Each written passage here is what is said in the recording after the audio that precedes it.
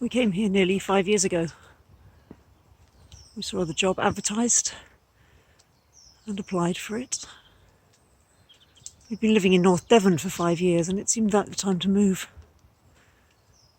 And we came here and we looked round. And it wasn't unlike today. It was a November day, actually. And it was cold and it was wet when we looked round. And we came in at the end on a Sunday in the evening, at the end of Evensong. And we walked into the church.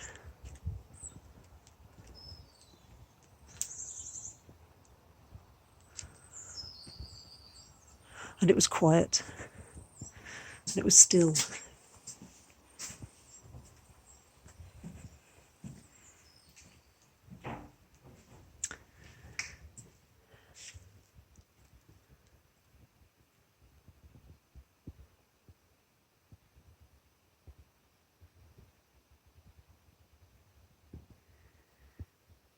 And it felt like coming home. And I burst into tears because it felt like coming home.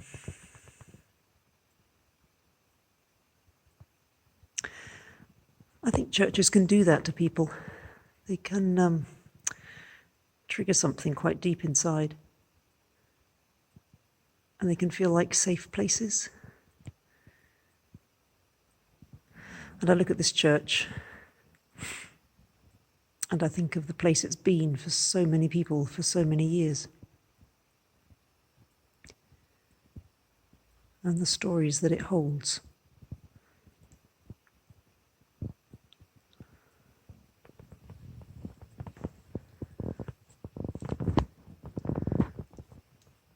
And like we've had that coronavirus 100,000 mark this week with all the names, and each name was somebody's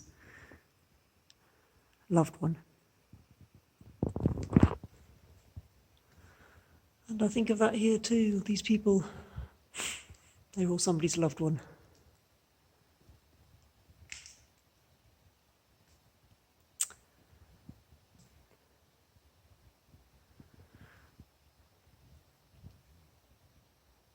And then I think of the people who fill these pews, normally the chairs. And they're all somebody's loved one.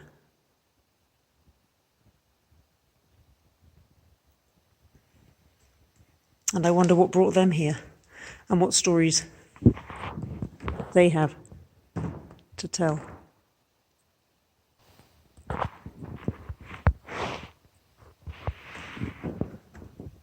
Just been having a look at the windows in the chancel a bit closer. And this window, the first one on the right, is full of pictures of Jesus meeting people indoors. I think they're all inside, which seems appropriate at the moment, seems to resonate with where we're at. These stories touch our story in that there are people ill indoors, needing support, needing love, needing healing. And here they are, and here's Jesus coming into their spaces, coming into the places where people might have said, well, this wasn't how our story was meant to be. Or we had hoped that things were going to be like this, and then something else happened. We had hoped. And then, like there's Emmaus Road stories. Was it Mark's sermon the other week? I forget. And then have a look at this window. These ones are more outside. These are Jesus. There's the feeding of the 5,000 over here. Look at that. It's a great story. I wonder what the little boy told his grandchildren about that day. I'm a bit sad that all the people look a bit miserable and Jesus always looks sad and intense. I kind of think he would have been a whole lot more fun to be with because otherwise people wouldn't have followed him.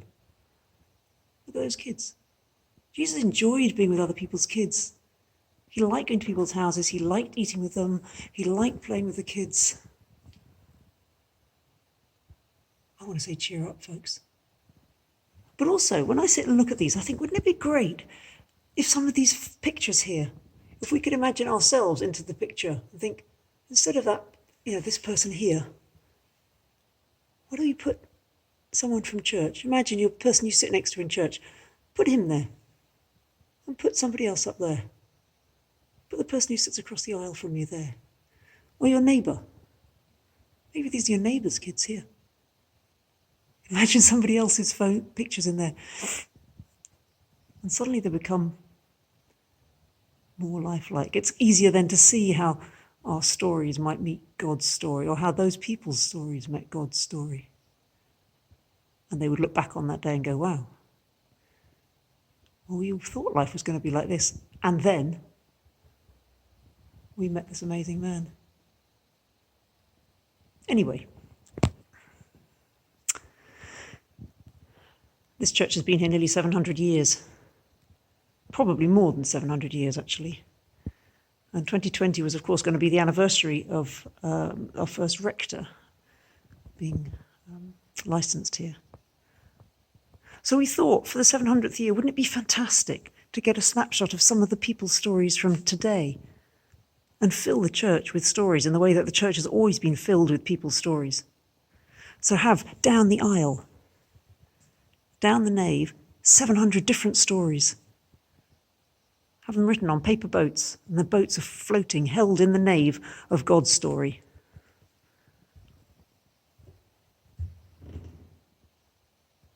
And maybe we can help each other see where we are in God's story when we put them in the context of history and our heritage and our neighbour's story and our ancestors in faith stories. Maybe it'll be a fitting celebration. The 700 years of St. Peter's, Portishead.